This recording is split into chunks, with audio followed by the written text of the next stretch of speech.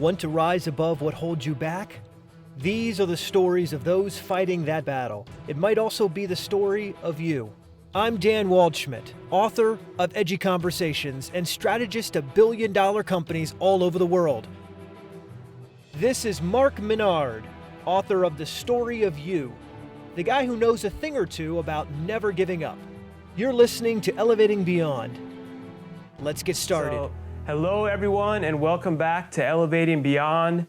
And I'm pumped up about today's show. I love it when things happen like this. I have today with me John Heffron, and it's pretty cool how all this just kind of came up because I was at Easton here walking by the Funny Bone where they put on shows at the comedy club there. Right. I haven't even been to a show there, I think in like 9 years. And I saw that you were performing, right. And I was like, oh, I think I've seen that. And then I started Googling you and watching a couple of your clips, which were hilarious. Right. And then also, I saw that you won The Last Man Standing, the show on NBC. Back in The Last Man Standing. That's a Bruce Willis movie, I think. Last Man Standing. No, it was Last Comic Standing. It was one of the earlier seasons, so I actually won it in, I believe, like 1974 or whatever the math is at this point. But it was a while ago. Yeah. Yeah. So I appreciate you. You have. I mean, I look tired and I have a hat on. I've been traveling and I'm doing the show. Yeah. But I woke up to come and be in this beautiful environment. I appreciate it. I have a lot of drinks going on. I have coffee and water, and I'm going to kind of alternate between the both.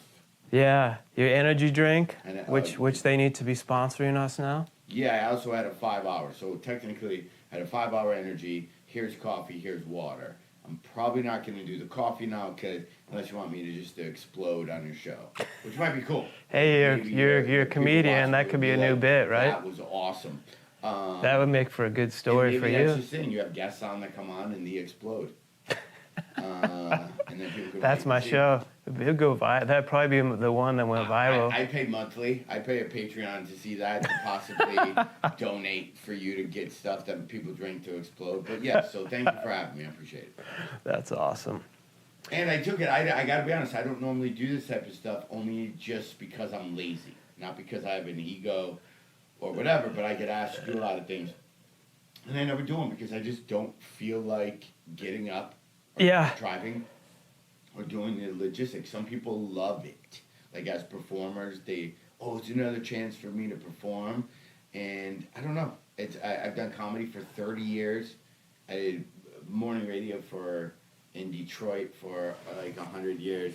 And, but yeah, like a lot of times you don't want to be center of attention. So like, I get it, yeah. This type of stuff, you go, but I don't. What if I'm not entertaining? What if I'm not in the thing? But you're the new John. You're getting John Heffron 2.0.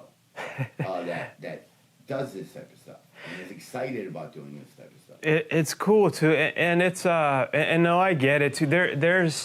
I'm a guest on a lot of things, but I'm also picky. It just depends what's going on, what the thing is, right.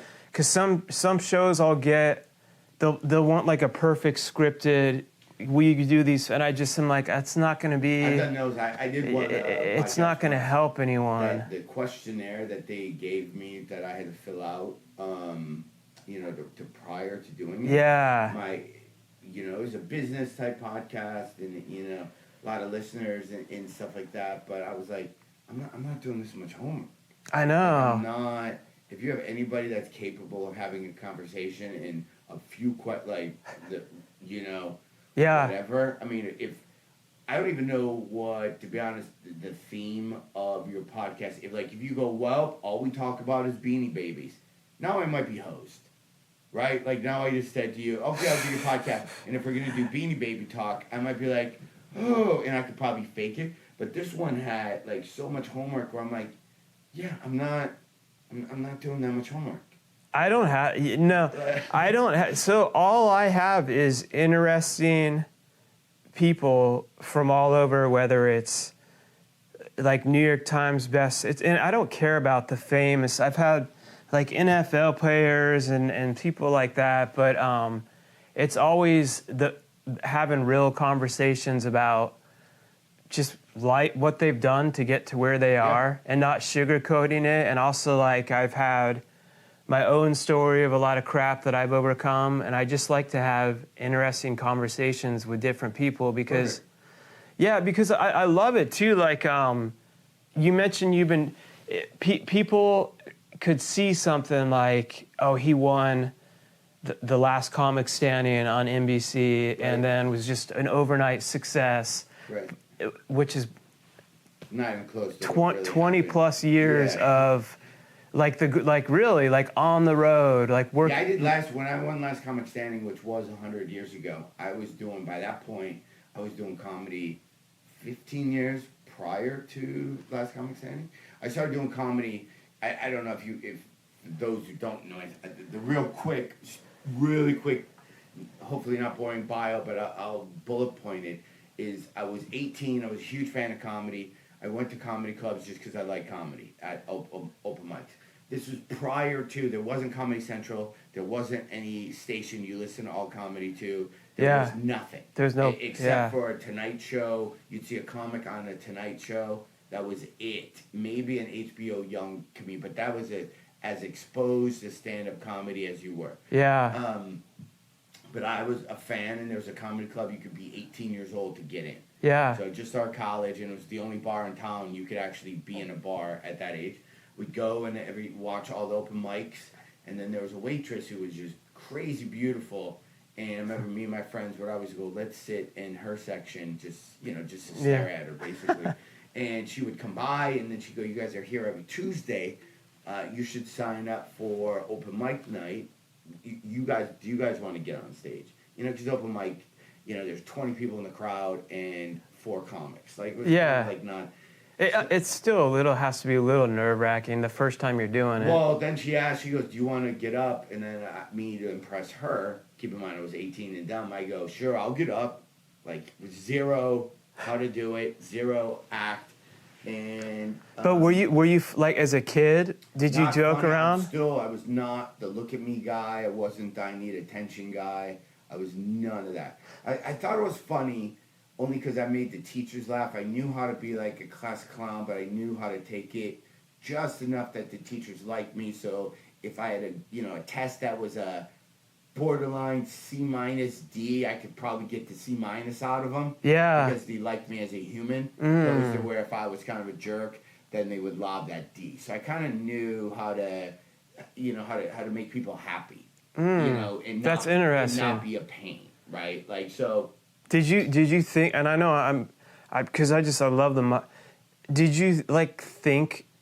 So many people I know, including myself, they can be more I'll speak and there'll be like 600 people, but I need my own time, and I'm sometimes more introverted than people would think. But when I was younger, I always kind of looked at things in different ways, I think, than other people. And I'm not saying I'm a comedian. I'm just saying people that do different stuff. Well, I used it. Well, so back to a real quick start. That waitress who told me to get on stage and do comedy, and I signed up for her, was Lucy Liu, the actress. Yeah. Oh, really? It was a funny story. Yeah. So she was in college when I knew her. From the Kill Bill and stuff? Yeah, and then she's on Elementary. Yeah. Yeah, so she actually signed me up for open mic, but she was 20-something, and and then she graduated from college, and she went off, and I've never talked to her since, but it's weird because she literally pushed my life, that one interaction with her, and then me saying yes. Literally then, like a video game, you just opened up all these new levels. Yeah. That wasn't there for you prior to me walking into that place. Like sometimes I think you have choices in life. If you go this way, just like a game, then all this gets blacked out. Yeah. All this is color. But back to your and thing. it's always the scary. It's usually always the scarier. It's like the thing where you got to go through the fear. Everyone's like, you wait for the fear. So at 18, I had jobs, but they're 18-year-old jobs, right? So if it's permanent, you're not climbing a corporate ladder. You're doing landscaping or whatever. Yeah. So I didn't quitting anything to do comedy. I was never challenged that way because I did it at 18, did it all through college. So when I graduated from college, I started performing at colleges, and I was performing at 100 colleges a year, 200 colleges a year. So I was making money out of college that college kids didn't make, and I was just doing stand-up. So that made my life. So I would look at my degree and go, wait a minute, I'm going to make 30 grand, whatever the math was. I'm just doesn't make sense. I'm going to make 30 grand with my college degree, but I have enough corporate bookings that I'm making 100. Like, again, that's not the numbers, but that's the or the difference between. So I'm like, why would I not do comedy? So that pushed me that way. And then, like anything, there's ebb and flows. Then there's years you make a lot of money as a comic, and then a lot of, then there's like, and that turns into how well are you with money? Like so that's, I know if you're listening at home, you're going to follow. We're going to open up a lot of tabs on our browser this show because that's how my brain works. They're used to me. And if there's open loops, feel free to get a hold and I'll close them.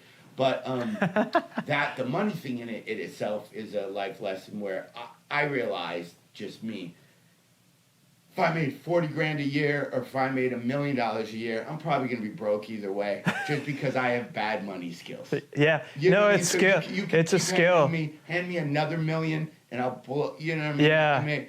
Yeah. That was the old me. Yeah. So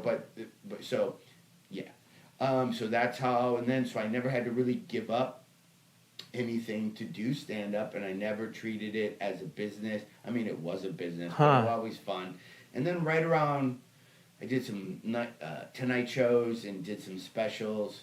It was still fun, and it was still just a thing, and all that stuff just kind of were nice grounders. I put my mitt down, and I got them, and it's just part of the thing. Then after Last Comic happened, that's where it became, that's where the incorporation happened, where then now it became a business. Oh. Where it's funny, where whatever goals, so if anyone, if you people listening to your podcast are in the business mindset, or they want to achieve goals and Absolutely. You can go to so many seminars on how to get what you want in life and and set goals. I think the bigger play and the harder thing to do, getting to your goals, is kind of easy, no matter what it is. If you weigh 220 pounds, you want to weigh 195. You can get to 195, right? There's all these tricks. There's roadmaps on how you get to 195. The key is how do you stay there. So that's the truth. I think the hardest thing is, let's say you get your goal, right? That's the truth. I got fame. I was on this TV show, and then now suddenly I'm making all this money. The hardest part of my life has been keeping that. Yeah. Wasn't getting it. Yeah, and it could not having it end there. Like, now I've arrived, and it's... And then your motivation's gone. Yeah. And unless you have a new set, or you expand that, because you can coast for a little bit. For a little bit. Yeah, let's take away money and big things. Let's just say you want to lose 15 pounds. Yeah. Make it, anybody listening, very specific. Just about anybody can lose 15 pounds or get rid of 5 pounds of just that fat because you eat after 11. Yeah. You can drop that, and that's not hard, but then changing your lifestyle or setting new goals or stacking onto that is where, I won't speak for him, but is where I had a problem. So after Last Comic, I was lazy, had a lot of momentum that carried on, and then... then recently you kind of go, okay, I got to set some new ones now. Yeah. I settled. I don't have, Yeah. You got to almost, it's a weird Rocky montage where you kind of have to stay hungry no matter what. And not true. Obsessive hungry. Not, I want more money. No. That's not healthy. But just finding that thing that gets a little scary. You're right. And, keeping yourself a little bit on that flight or fight thing, instead of just being, a lamb walking around not knowing that there's predators. By the way, if you're listening, I didn't understand the last 3 minutes. They do. Actually, that's dead on. No, I'm everything you're saying in my head. I'm like, amen, because it's all my listeners. That's what it's all about. Like, people don't. they don't get that. And at my younger age, I would see when I was getting in trouble and I thought I was a loser, and successful people were just born successful and they never had to struggle. And I had it all wrong, not understanding that when you make it like to a different level, like you're saying, and again, it's never like, yes, you have to have money to survive. That's part of it. But if you just do it for the money, then that's not going to be enough because I know plenty of millionaires very well that aren't happy. I know a lot that are really happy, but it's about their purpose that they're going after. But it's the same thing. They're always pushing themselves, or they're learning from their mistakes at a certain point. Right. To be like, because I have my company Dream Shine. I have this whole story of going up against the whole state of Ohio to open up something that was different than everything else that they had for special needs, all this politics. I was 26. I got threatened by people high up at the state next to the guy. It was crazy. Had to become like a self-taught lawyer, and I hated all that, but it was to build this program. We built it. We continue to grow. 13 years later, it's an overnight success, of course.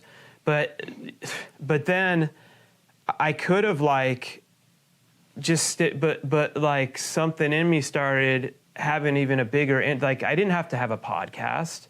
Right.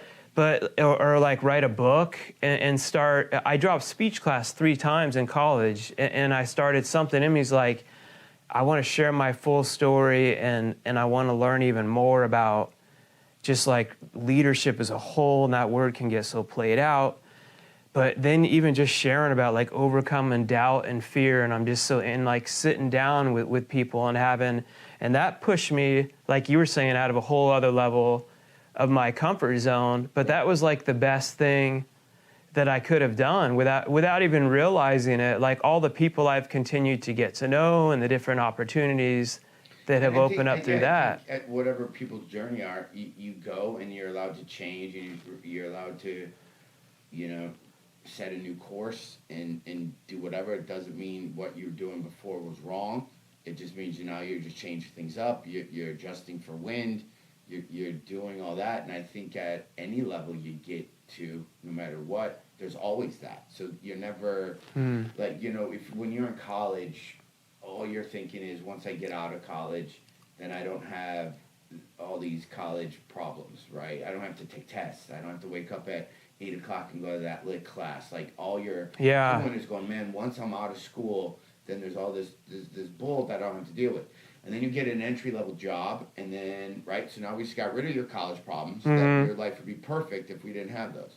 So now we took you out of there, now you're at your new job.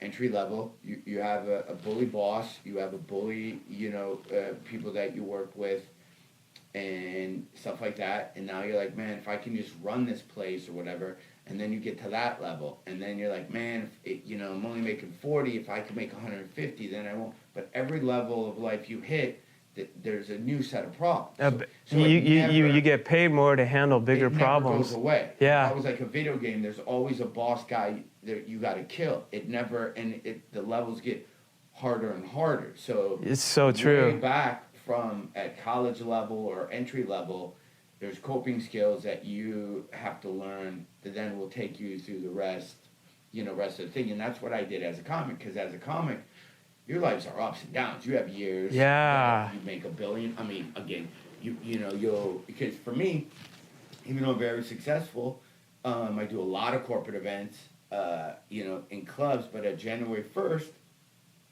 you're back at zero. If you have the type of business where it's, you're kind of grabbing if you're sales or whatever. Because you're your business. Yeah, you sell real estate. You can sell 100 houses year one, or Yeah. When January comes, there's no guarantee you're selling 100. Yeah. You can sell 0. Yeah. So you never know what the next thing is, and you have to kind of have the mindset of just, starting over every time. Yeah. The same enthusiasm and trying to go what works and try to run those patterns again, and hopefully you keep, drilling and getting more stuff.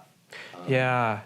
And that's for me as a comic, that's where my coping, I got this weird thing where The real me is me by myself, sitting, in a room or on a couch with just me and whatever. So that's the real me. Right? Just chilling. Yeah. Then when I have to do, my shows, my stand-up comedy, I step into that role. Yeah. And yeah. there's a different set of rules for myself and how people talk to me and whatever when I'm in that role. And then when I'm done with that, I always come back to me. Yeah.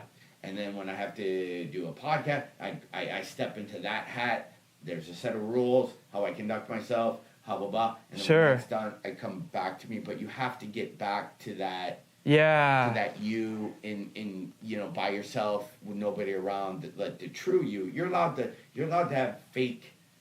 I wouldn't even call it fake. I would call it, yeah. Different set of rules, because let's say me as a comic, when I go to a club, how I want to be treated by the managers of the clubs or whatever is not the set of same rules I would have if I was in a relationship with somebody. Yeah, okay? Very true. So you have 7 billion different roles and rules, and you have to learn not to start to mix and match them, right? Like, so in a business environment, if you're a boss, right, people talk to you a certain way, right? Because, right, you're the boss. But when you come home, if your wife or husband or kids talk to you in a certain way, they're going to talk to you differently than your employees, and they have every right to, because you're not you can't fire. Nah, I have 20. I have 20 employees.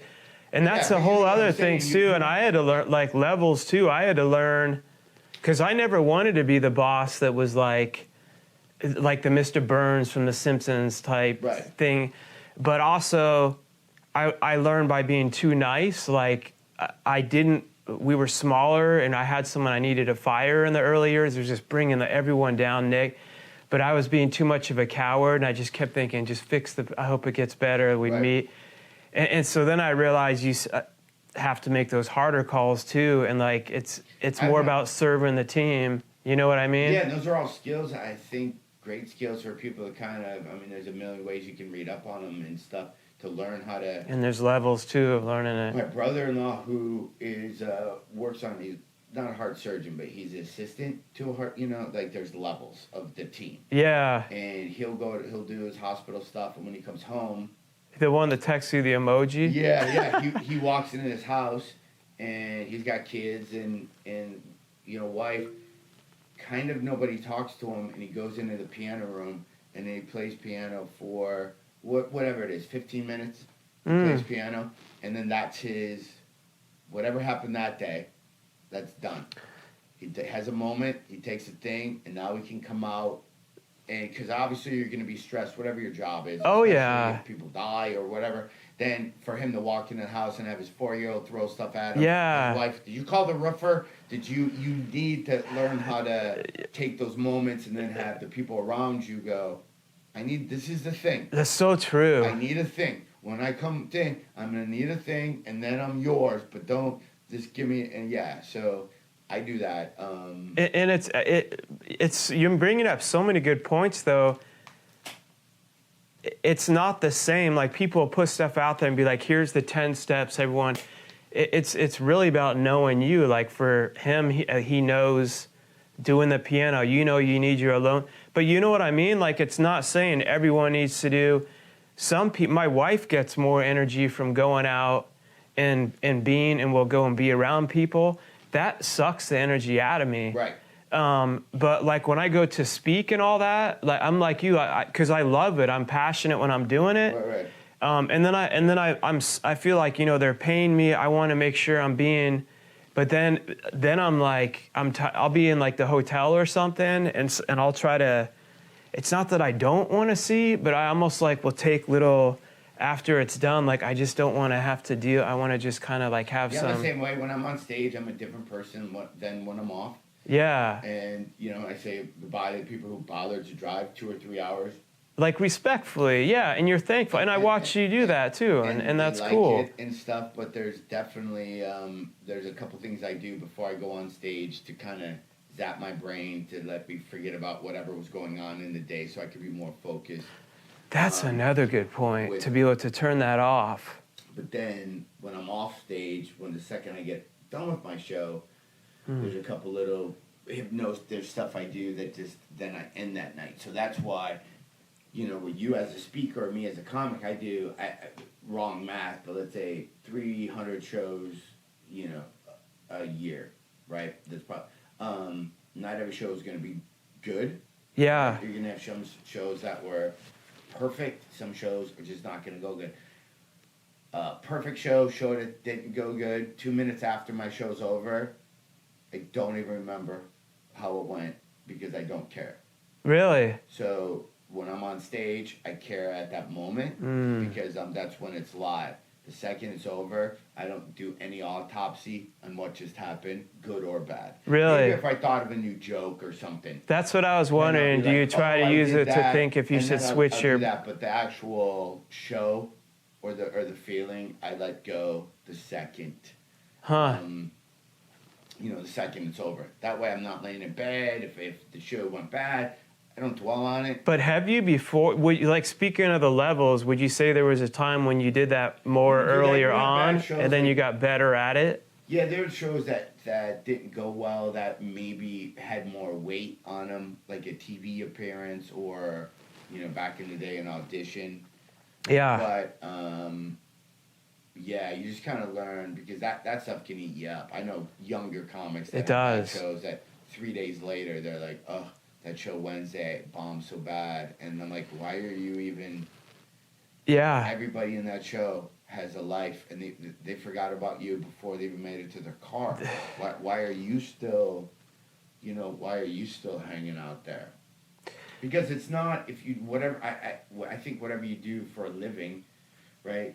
You write books, you're a speaker or whatever, and like you go out and speak, right? You're at some place and you're a speaker. They're seeing you as a speaker. They're seeing you as a product, or me as a product on stage. We're a product. They don't know the real us. True. So if they have any criticism, you suck, let's say, they're saying you suck to the product. Yeah. They're not saying you suck to you because they don't know you. Yeah. So that's why. That's true. That's my level. So you can all day long go, you talk too fast. Somebody could go, you got a nasally voice, you're not funny, you're the worst comic I've ever seen, and I would just stare at you and go, you're 100% right. That's your opinion of that product. Yeah. That's not me, so you're not hurting, you're kind of wasting your time even giving me that type of feedback, because that's like going to a car and yelling at the car, going, you're the worst car ever. You break down, the car doesn't care. I don't know, the way their technology is this day and age, it might be able to... Yeah, that's true. It will No. I get what you're... But like you being on Joe Rogan's show and stuff too, just there's different... The way I also look at feedback is who the critic is, because there's times where I have needed... Like the right type of mentor that's giving you criticism and there's feedback. From the right people, you know what I mean?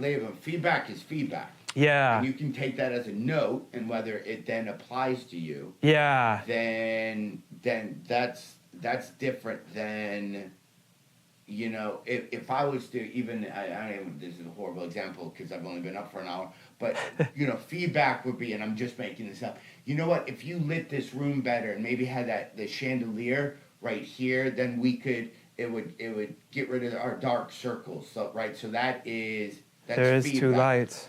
Criticism that aren't on. Criticism would be like, why do you have a picture of you? It doesn't serve a purpose. It's just me being a troll, and people love doing that. You know what's funny? The guys that did this whole studio, they always give each one of their clients a surprise. They had that made for me. It's a great picture. And I was laughing. I was cool. And I'm like, man, I like that. I'm like, I wouldn't normally be like narcissistic enough to. Yeah, but people have, and I'm like, I don't care. It's they did it, and it was a gift, and I thought it was great. Nike slaps their swoosh on everything that they ever put on. So what's the difference?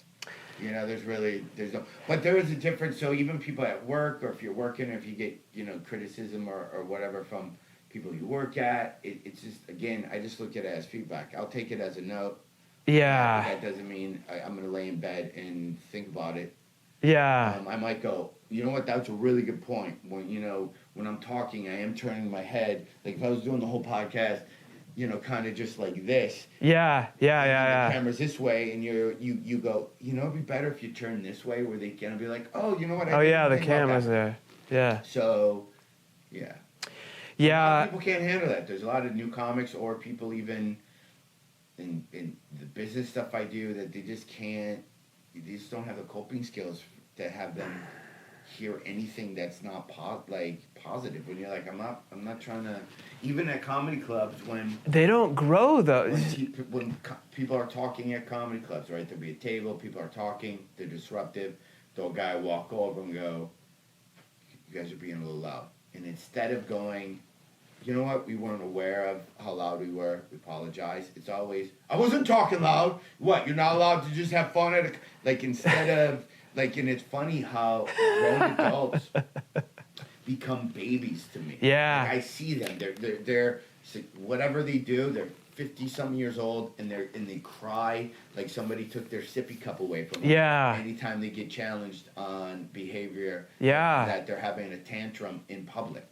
Yeah. And you're like, wow, you're just. But that's like the emotional intelligence. It's like a muscle you build that some people that aren't. It's like you said, they can't handle. No one likes to be. It's like, man, but you have to be able to, if you want to grow, to take that crap and be like, yeah, there's some good points to that. And I've had some people tell me stuff with good intentions, even with my voice and all that. At time, I'm like, yeah, okay, I get what you're saying, but I tried too much to be what this pro said, and then it was like, that's like, I wasn't as good as I could have been being more me. What? There was a time when I'm speaking, I even had a voice pitch coach at one point that helped with different parts, because I realized, like, okay, if you're kind of monotone in this it's all, so they were right in some areas, but then one lady was more like, now make sure, almost like the T and the this me, and I'm like, and I started to overthink, and my message was getting worse. You want my tips on side note? You want my tips on voice pitch? Yeah. That I could probably sum it up way quicker than, I'm sure that lady's a great lady. Yeah. There's 3 different type of people in your crowd, and I'm making this up. This doesn't really happen, but this is how I look at it. You speaking at your events, maybe a little different than what I'm doing at a comedy club, but for the most part, it's a personality thing, so I'll use these references even though it's not happening where you are. Yeah, it's similar, though. So there's 3 different type of people you're always talking to in a group. There's the person on an amphetamine, right? I'd say there's the coke person, there's the drunk person, right? Yeah. And then there's the high person. 3 different type of things. You speak to one, you're going to lose the other 2.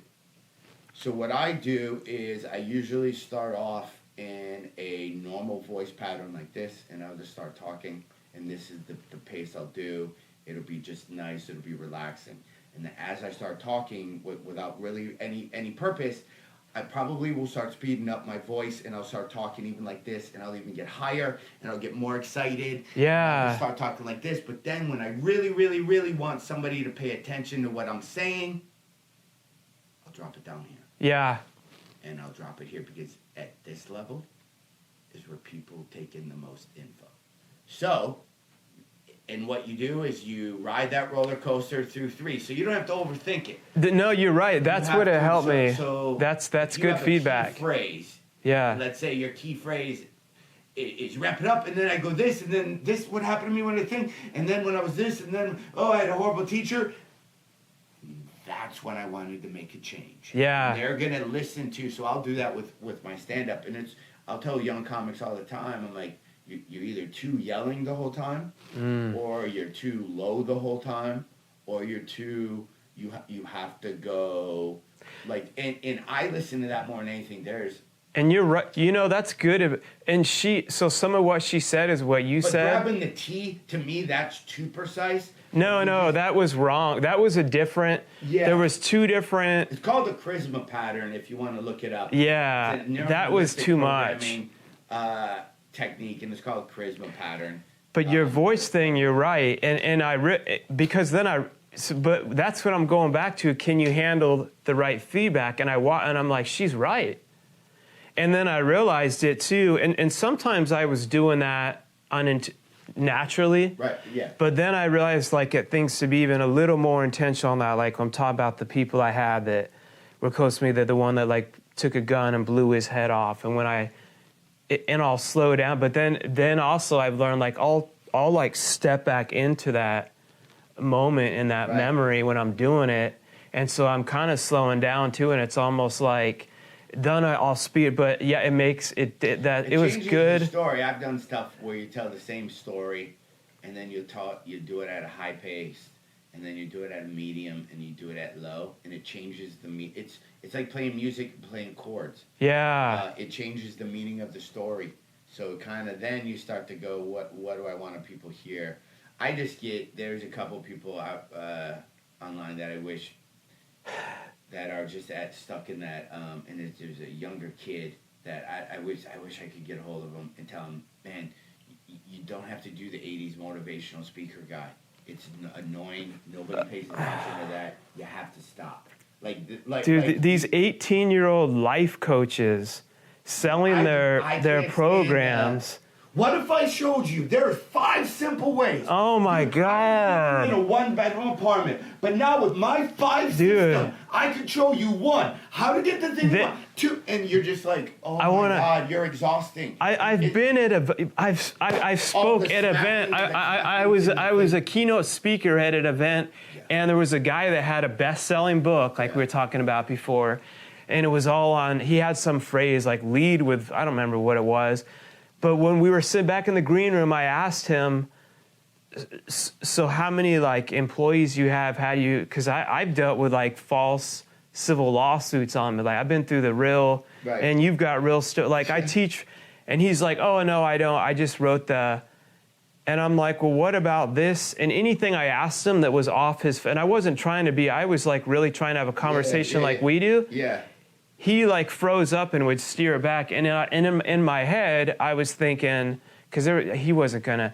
I'm thinking, what a shame! Everything he just told those people was so much nonsense. Hopefully, we're not all over the place with this, but I know a lot of people in that industry, and it's funny how you see the anchoring, and then you kind of see the sham, not the sham in the story, because a lot of people need stuff to help them. Yes. But then you have to ask, okay, are you more addicted to the feeling that you get at those things instead of actually applying the knowledge to your life and making your life better? 100%. Or do you like the thing?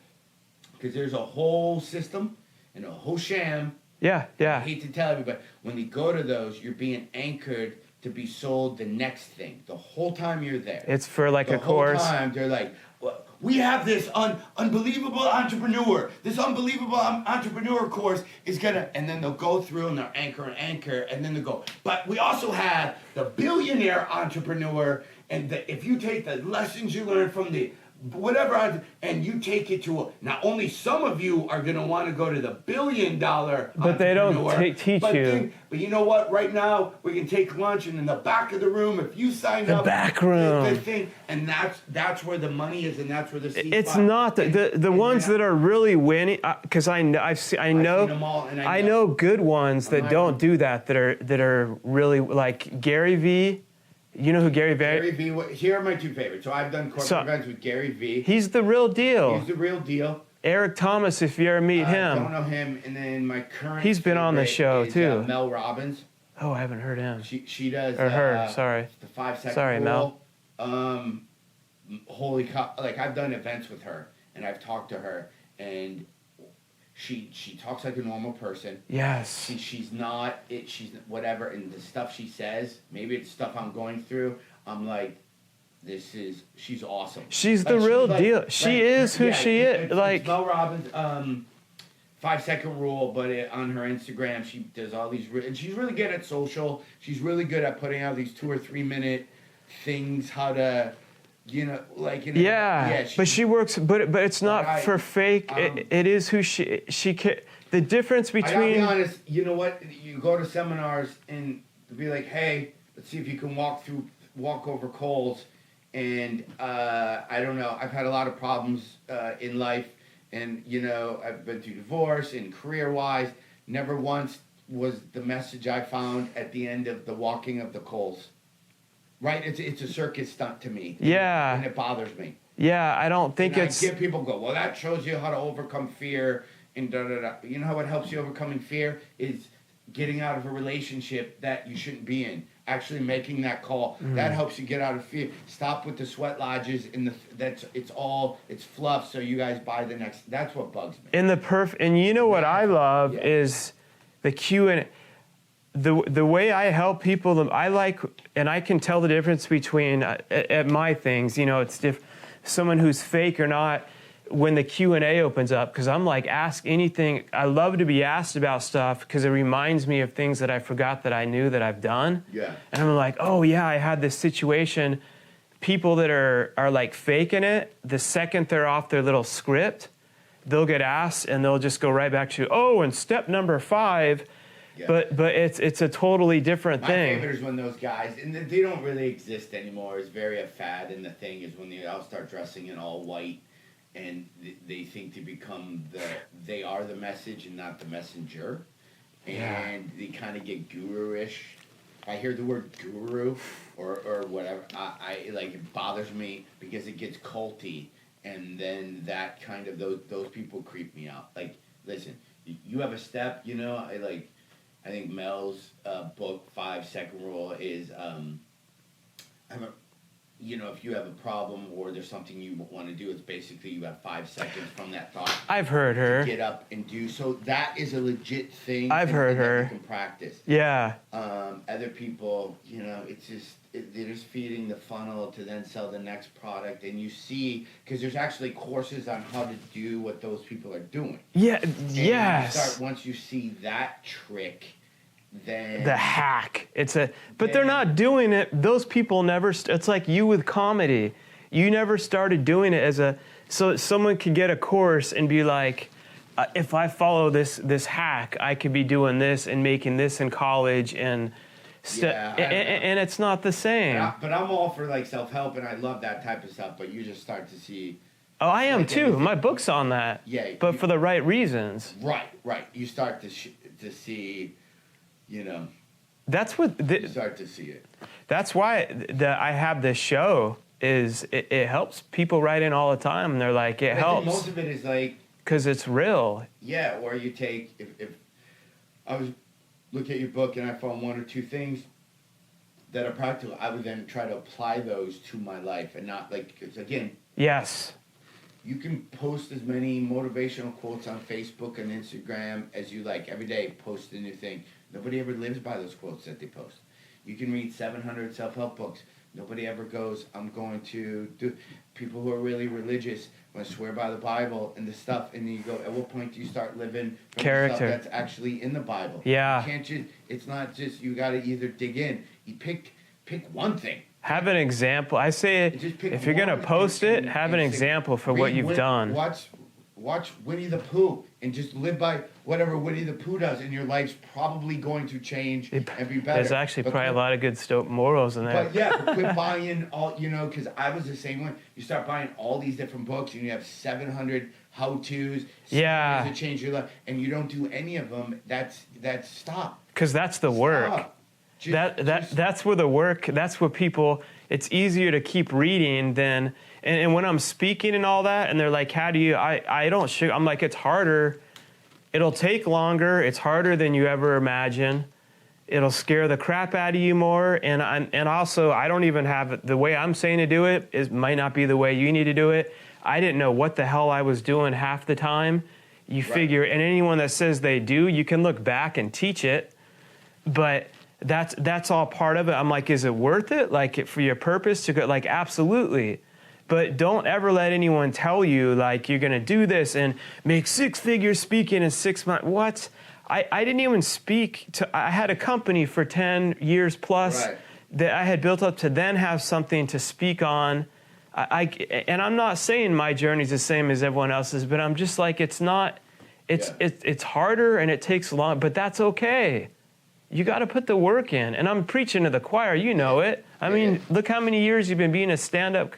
And by the way, you were hilarious. Oh, thank you. Yeah, no, you were. So I'm always watching, and that's why I wanted to see you before. I always just like to get to be able to have things to talk about. But it was cool. I listened to some of your old clips right before. And then I liked how you had new content with things that like some stuff you're going through now. But it was funny, and I was watching. At one point, I stood back, and I'm not like a normal, but then I stop and I'm watching the crowd, and I'm just paying attention to how and I'm looking at, and then I always look at the bigger thing. It's cool for you to know also, I think, like, just how happy you made those people for that night. Like, when we're hard on you know what I mean? Like, when you're going through crap and you're like, what do I do to keep, it's like, that is a purpose, though. Like, you're entertaining, you made their night. Like, you know what I mean? Anything, like, I always have this battle because I don't physically go, here's what I do for a living, and then, here, I made this cup, want to buy it? Like, there's not a physical, it's air. So my whole business is an experience that goes away when it's over. So it's almost, you're selling, cotton candy. The second you eat it, it's disappeared, but you enjoyed it while you're doing it. But you also, for me, it's, people need distractions, right? Yeah. Everyone's got stuff going on, and you don't know who's in the crowd, what they're going through, and they need that whatever the show, they need that hour to not think about whatever they just left. And I've had over a billion different stories of, create like super sad to, just, oh, you were our first date and we've seen you and now we've been married for 17 years. So isn't that cool though? Or I had somebody sent me a letter where their family would come and see me for 10 years and then the dad got cancer. And then I was always performing around the same time of year. And he's like, buy tickets to go see John Heffron. We'll go next year. And that was let's get past this point. So he came to the show, and then he passed, months later. But I was embedded in this family because I was a thing. And on. And then this woman sent me this really nice letter. And then that just made me think, what if that was the show where I was like, I don't know, I phoned it in. I was mad at something, and I went on stage, and I wasn't, at 100%. I really wanted to do well. And that happens a lot. That's a lot of motivation where you roll into a city, or there's stuff that happens in the kitchen that you get, you get mad at, and then you go on stage, and you have to learn how to separate. Then you got to, I have techniques that I use to flip it, so when I go on stage, I'm only thinking about being on stage, even if something happened to me 5 minutes in the green room. I've had that. You look at your phone. I don't do it anymore, but you look at your phone, somebody texts you or something and gets you in a crappy mood, and then you're like, or you read a Twitter feed, and then you're mad at some political thing, and then you have to go on stage. So, I got ways to kind of separate that. Well, which you build that, and one of them too is when you really, and I say this to everyone about everything, but when you're really going through it, I could just see you light up thinking about just stories like that, like you just shared. Like, I gotta go. This isn't just about me. The other, you know what I mean? Like, people have paid. Like, it's bigger than me. Listeners probably named 700 comics. I mean, that they know more than me, or that are But a lot of comics are angry on on stage. Like, that's their tone. But me knowing them personally, it's all fake anger. Yeah. They're not really, you can't get mad at the same thing every single night. You know what I mean? It's so manufactured that it's all a character playing. And I just think that would be exhausting, being that angry every night. So I just choose to be more upbeat, vanilla, happy, celebrate. But you're life being more you, yeah. people. And you know what? The guys that want to hear really dirty stuff, and want to hear about like partying, like I'm not the guy for you. I'm not, but that's the thing you learn as you get older is like, I'm not here to speak to everybody. That's true. I'm here to speak to people who want to listen to me or I want to talk to. If you're not in that group, there's a lot of other options for you. Yeah. Have at it. Have a wonderful time. It's just like a band or music. You're right, because if you try to please everyone, then you're you're just going to be worse. Yeah. And and also, but what I like too is you share. I know you. I don't know personally, but I know like stories are. I'm not going to say made up, but we can. You want to make it the right way to fit into the bits, but you share different things that you're going through that could be adversity.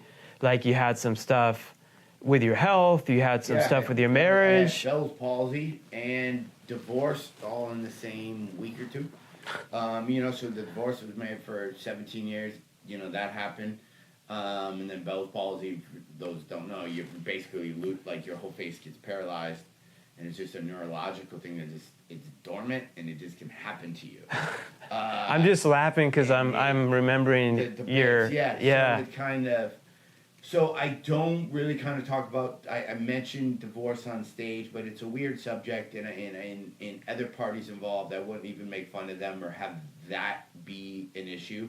But the act of going through something that life changing to me is where the comedy is, because even if I watered down what happened to me, because it's nobody's business but between me and the other parties involved, but I can, somebody gave me a quote that I'm going to hack up, that if you've been through the fire, it's important you carry water for those that are also in the fire. So if you've been through something, it's important for you to then help people who've been through the same thing. Yeah. So on stage, and I'm not preachy on stage at all, but I definitely throw one or two lines about, best way through things is just through it, and you protect your chin, and you just go, and it doesn't not suck. Yes. And you get friends with the fight, and I equated it as like there's a tornado coming. You run into your cellar, you close those two old wood doors. Yeah. And for a while, those doors are flapping. Yeah. And it's dark. You see a little slit, and it's a dark sky, and you don't know if those doors are going to hold. Yeah. And you're down there, and it's scary, and all of a sudden it gets silent. It's so true. And then you see a little bit of sun, and then you open up that door, and your barn's gone. Your truck's thrown across the field. It's just true. It's such a good analogy, though. Everything that you had is gone and destroyed. But you walk out of that thing and you're still alive. You're alive. So there isn't those scary moments, and there isn't those moments where things aren't going to get flattened. Yeah. You know what? That was an old barn anyway, and that truck didn't start all. So sometimes you need those storms to create a path that you're going to go. And that's true. And you're not going to make it through life without the walls caving in. Yeah, it's going to happen whether you try to avoid it or not. Out of it. You're not. Yeah. It's going to happen. Yeah. So it's just a matter of when, and then when it does, know that it gets better. And there's a billion. This is why I always get mad. I had somebody pass recently who was going through the same thing I did. I went to high school with him, and he ended up taking his life, actually, and he was going through the same thing I did at the same time. And it was one of those things where I have the gift of, I can use my words, and if I'm feeling a certain way, I know how to talk about it. I can get it out of my system. Some people don't have that. Yeah. Some people just don't have that skill. They weren't brought up that way. They don't know how to talk about whatever's thing to realize. That was one person that, you're always one ask for help out of almost at any situation. That's true. Because believe it or not, whatever problems you have, get over yourself thinking they're unique. People always go, well, I'm going through this thing. God, that's so true. My wife or husband, they've been cheating on me, and then there's this other thing, so no one's ever been through, and you're one person away from going, I'm sorry, what'd you say? Yes, I went through that same thing. Here's what I did. Here's what worked. Here's what did. I told you nothing right you're away going that I've been through. through stuff in my marriage, like the There's nothing second. you're going through that there isn't 700 books on. There isn't. But people like to then make that sad story part of their identity, and some people actually like that feeling and don't want to get help. Like Yeah. any problem you have. Like, Yeah. so you go broke, you go bankrupt, you lose all things. Yeah, 1 billion people have gone through that. My good man Dave Ramsey, who I've met him and his team. That's how he started his whole company. He went bankrupt, started his whole financial piece from going through that adversity and never wanting to do it again. Everyone's, You know what I mean? You could have been a victim. Moments where you're gonna implode.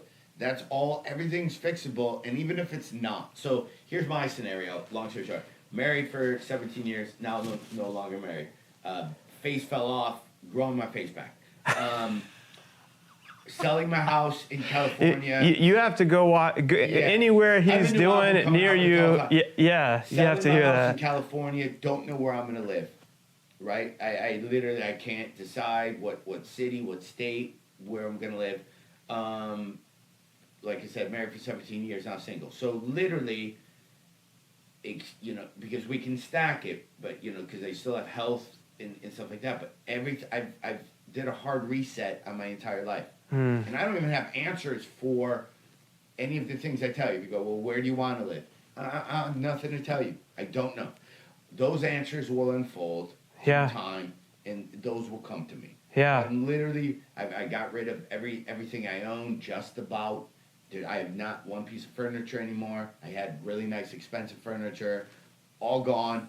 Except his kettle, he was pumping his kettle weights in the back of my truck. But it's funny so out of all of this, I have huge lessons now. So now for the rest of my life, if I ever get a house again, I don't even know if I even feel like owning a house, to be honest with you. Yeah. I know I will never spend money the way I did on stuff that I can't even give away now. So that was a life lesson. Yeah. That I'd rather spend money going to concerts all the time than having a really expensive couch. Have an experience, I know what yeah. happens to a really expensive couch. It's going to start to smell. I'm going to sleep on it too much. It's not going to get comfortable. Then I'm going to have to pay $1,000 to get 1-800-JUNK to come and take the couch I don't want in my house. Yeah.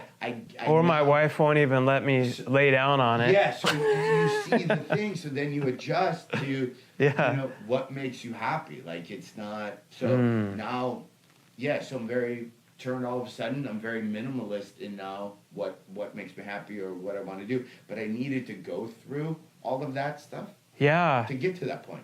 Yeah. So go through it is the only. But friends with the fight, you're gonna get nicked. I would do, Man, I love it. I would take knife fighting classes, and we won't even get into this, but right. That's why we have the swords here. We're gonna have sword fight after. But they always tell you go through night and listen. You have a knife, somebody else has a knife. That's a horrible day for you. You can learn techniques all day long, how to defend, how to block, how to move, footwork. Guess what? You're still gonna get stabbed. You're still gonna you're not gonna make it out of the knife fight without getting cut. Yeah. Right. There's no superpower move that you're gonna take away the knife. Yeah. You're gonna get. Like the movie where it's and you got it. You have to accept and make friends with the fight. If you're getting a fist fight, you're gonna get smashed in the face. Yeah. Even if you win the fight, you're gonna get. So when you get smashed, don't be like, "What? I'm not supposed to ever be." Yeah. You're in the fight. You have to make friends with it, which means pain is coming your way. Yes. So when you feel that pain, don't stop the fight and go, "What? I'm not supposed to get hurt during this." Yeah. That's the thing. 100% you're gonna be hurt. And then, but you lick your wounds. You do all that stuff after the fight's over. Yeah. So, but what you're saying is so anyone. The moment you think it's only me this is happening to is the moment you're following into that self-pity trap. It's like, no, it sucks, but this happens. This is part of it. With Bell's palsy, so it's like a stroke. So I couldn't blink my eye for a month. I couldn't talk. I was talking like Popeye. My mouth was all to the side and da-da-da-da. And I felt really sorry for myself. One, because it sucked, and I talk for a living, so that's Yes. the thing. But I have a brother-in-law who. But you didn't stay there forever. You know what I mean? Like, it's normal to Well, I have a go through a brother-in-law pity who- party. Yeah, I was in. He was in Afghanistan and in the army and hit a roadside bomb and he had lost his legs. So that guy went from that to now he's in a wheelchair. So there are moments where I was sitting there going, you know what? I can't blink my eye. It'll probably come back, but I can walk. Like, you can stack. You can. Yeah. I mean, that doesn't mean whatever problems you have in life aren't legit. Yes. I'm not discrediting that. Yeah. If in those moments you still got it. Well, this sucks. I met a guy the day I found out I was getting divorced. I went someplace and I talked to this guy and he was getting divorced almost at the same time. Yeah. And then we kept talking and he then somehow mentioned he has degenerative hearing loss. He was in a band, he's in a famous band, but he will probably be deaf within a year. So then the whole time I'm talking to him, I was like, okay, I'm getting a divorce, but in a year I can still hear. This guy's getting a divorce and will be like, you can all day long start to stack. I don't care. But and people love to outdo you. People love to play cards. Go, well, you think that's bad? Well, here's what people love to. I have to cut those people out. Learning to cut those people out. But it's pointless. That doesn't mean I can't be empathetic and listen to your story. Of course. But when they're constantly negative, you gotta have boundaries. And there's 12 billion people who have it worse than you. Yes. Yeah. Oh my God, you live in I'm living in an apartment. My life sucks. I wish I could have my. Okay, how about the people who are, Don't have water. My wife's from Sierra Leone, West Africa. Okay, right. We went there, and it's she's been here for 19 years, but her mom lives there. We go. It's beautiful there, by the way. They have the most beautiful beaches. Right. But then on the other hand, I watched a little girl die. There's a dirt road, and all of a sudden I hear this mom screaming, in this. There's those little tin shacks. She's like, "Oh my God!" And all these people are crowding around, and I just see a little kid laying there on a dirt road. And the guy that was with me, that was my wife's cousin, they kind of had someone with me everywhere I went to. They helped just make sure safety and all that too. And I was like, "What's wrong with her? We need." And he's like, "No, stay. She may have something that we don't know. You could." I'm like, "But what are they?" And the mom was just gut wrenching, screaming. The next thing you know, they're picking her up. And I'm like, where are they taking her? And he's like, they're probably going to go burn her body. And it clicked. There's no you can't dial 911. No. There's no ambulance to come. Even for the wealthy, the hospitals in her area are horrible. Yeah. But it made me perspective-wise think even I can be in the ghetto in LA or in Detroit, and I can dial 911 and I'm going to get to an emergency room. Yeah. And that's a blessing. Yeah. But again, I guess to circle back around, it's all I don't know how to circle back around. We've covered so much. Back to what we originally, the happiness thing. You got to dial in what makes you happy. Yeah. Before you go on any trek to, you want to be in I have a buddy, super successful. TV guy, and his life, he loves his family and everything, but his job, and he has the dream job. You'd be like, oh my God, you've done that, and that. How can your life not be awesome? And he's like, it's just not. My old roommate. I've seen it a lot. My old roommate. This is very dude-ish right here. But my old roommate used to be in charge of the Playboy Mansion and all the Playmates. So if the Playmates had a TV appearance or had an event, Rob had to be there with them. So he was in charge of all of that. He was in charge of basically Hugh Hefner and then Rob, right? And we were 25 or every young guy, every fantasy for right. So Rob hated his job, right? You literally, and he was never around. That he didn't hate his job. He was a good publicist, but the girls were annoying. It didn't fulfill him the way. The girls were thinking, so even a job like that, he was like, it's work. I gotta quit. I can't work here another day. I can't. And it's just funny how your perspective, Yes. I would come back to my apartment and I'd open my door and there'd be literally a playmate laying in my bed, and then I would see throw up on my carpeting or on my, because they went out and she was too drunk to drive home. This was like pre-Uber. Yeah. You know what I mean? Yeah. So, and Rob never mixed business. So he was in his room and he never knew if I was coming home. So I'd see a girl in that and I'd be like, ugh. Then I'd go on my couch and I'd sleep, and then, they would get up and leave, and then I'd be picking up. So I hated playing. Like, it was this really weird. People were like, what? You came home and there's a play and you're upset? Yeah. But that's the real, that's like in the arena. It's so easy to be from the out, and I've done it. But like when you were saying with getting hit and stuff, isn't it so easy to, I had like the NFL player I had on my show that was a wide receiver. There's times I would watch and be like, it hit him in the numbers. How could you miss that? You're getting paid.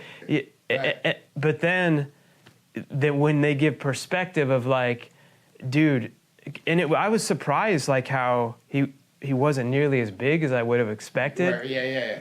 And he's like, when you can hear some of these guys coming to tackle you and the freaking ground is shaking. Yeah, there's all that stuff. Like these beasts, that's in your head while the football is coming at you. He's like, yes, I know I'm paid, but dude, it's like, you can feel like, and I know, and then your heart is, I'm gonna catch it, and freaking Goliath is gonna hit me. Yeah. Or sometimes you can be looking like at the end zone too far and already be thinking I'm there and like go ahead of it.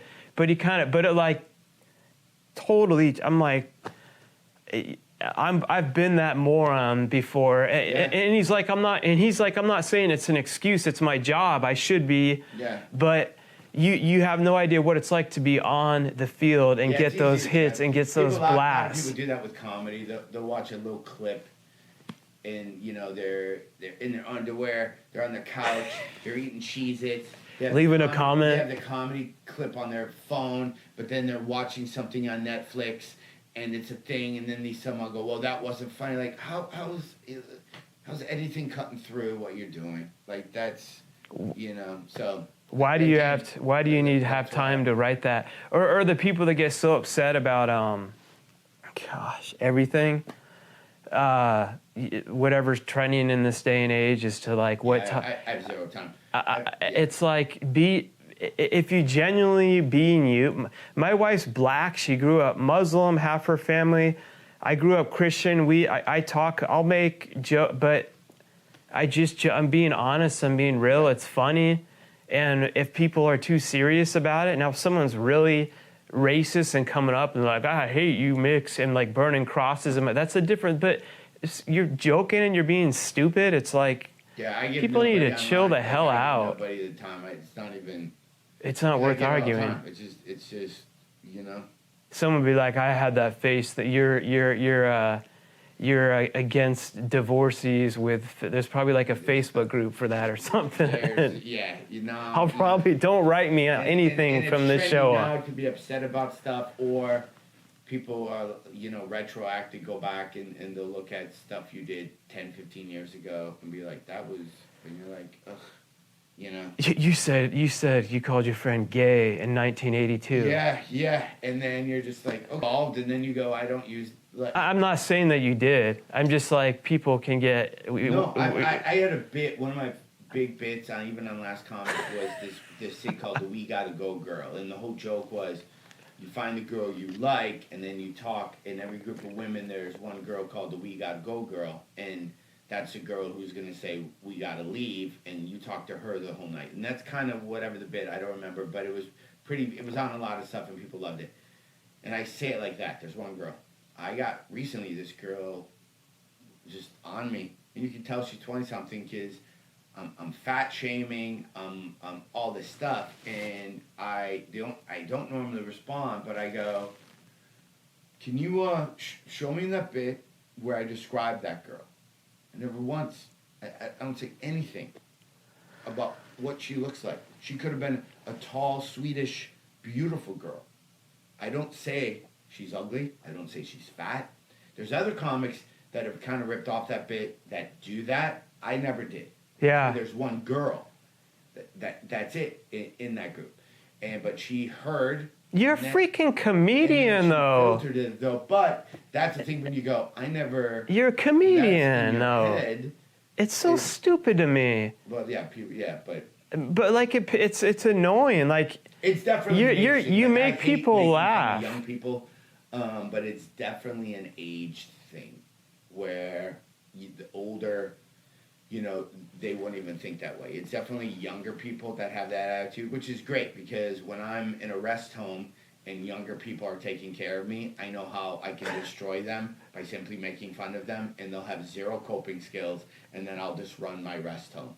Because me and all the other 70-year-olds will have all of our caretakers in the corner crying because they don't know how to handle somebody giving them, some little pushback. So it's good. I'm glad. And being able to, coping skill, being able to make fun of yourself, it is, I think, and you do that in your comedy and stuff, but also that's, we were talking about Gary Vee. He was talking about that movie 8 Mile with Eminem, and he's like, remember the last rap battle? You know what? He's like, he went up there and made fun of everything, so the guy had nothing else to say. Yeah. And he's like, that's what, put it out there on the line, and that's what it takes. Cool, I did, I have, and make a joke about it, and if you can get over it, then people can't. I did that technique when I was, I remember doing that when I was in 5th or 6th grade. Some guy making fun of how skinny I was, and I just remember going, I'm the skinniest. My parents don't feed me. And he kept saying, well, but you're skinny, Lil. Yeah, I know, I'm pretty skinny. Your mom looks like she probably eats a lot, so that's why you got a little bit of your thing. My mom doesn't eat everything that she eats, so you're right, I'm skinny. And people don't know how to... It's not getting to them. Yeah. They don't know how to... Yeah. Yeah, what's interesting to me, because that's part of what builds up kind of the being different things of what you do, but even being a comedian is like being able to... Everyone has their own styles, but... not even knowing you were like developing that muscle as a kid. Right. From me seeing you on stage years later, how you're able to, it doesn't mean the adversity's not real and all that, but it helps you kind of cope through it, I think, too. Yeah. It's like, I'm not trying to speak for you, but it's almost therapeutic for you, and also you're helping the audience. Yeah. Would you say, and that's what we're talking about really, is the whole is like, what it is for you isn't the same for me, but try to figure out what it is for you. You don't know the how of what's going on right now in your life, but you just keep going. Yep. You know what I mean? Yep. And you've learned, but you're doing great in a lot of areas. It's because so many people would watch you and be like, oh, he can't, he's won this, been on this show, is touring, and he can't complain. But you still have real problems. Yeah, proportion. Like if I talk about the problem, the issues I have as a comic, or my success, and there's a new comic in the green room, that kid is thinking, I would love to have those problems. Yeah. Right? So it's a proportion on just where you are in life, and it changes. Yeah. And again, you grow out of problems and you grow into new ones. You're never not going to have them. That's true. They're never going away. Yeah. No. If you're going through life now where you're like, I've got no situations, I got no problems, probably because your self-awareness or you're not paying attention because they're laying there. Yeah. Storm system. If you walk outside and there's no birds, there's a storm coming. Yeah. Situational awareness. Yeah, it's always cyclical. Everybody in your circle is really happy, or your partner that you're married to or dating super happy with you. It's probably because you're not paying attention to the signs that they aren't. Oh, I love, the people. One guy I talked to who's married 20 years. He told me he tried to get me to do this course. One of those type guys. Him and his wife have never been in one fight, and he was trying to get. Kill him. She wants to. He was lying. He was trying to get me to buy his course and make me think that he was just, and that I immediately didn't trust him because I was just like, you're such a lie. I'm like, just be honest, dude. Like, you're not impressing me, but I'm like, my wife and I just got in a fight an hour before we were talking. She's going to be pissed off at me when we're done. Actually, she's outside of here pacing back and forth. But it's just, I don't connect. I find myself, I connect with people that have been through anything, and they open up about it and can be real about it. I can't connect with people that are just like, no, I've never had any. I can't. I don't have anything to say. Just as awkward. But well, thank you so much. Thank you. This has been awesome. It's been a great talk. I know we've been all over the place. Maybe some of your listeners are like, what are those? I know we bounced around, but they're used to it with me. Sometimes that's what happens. That's what a conversation is. Maybe you got a nugget. Let's recap. What's your takeaway? Make friends with the fight.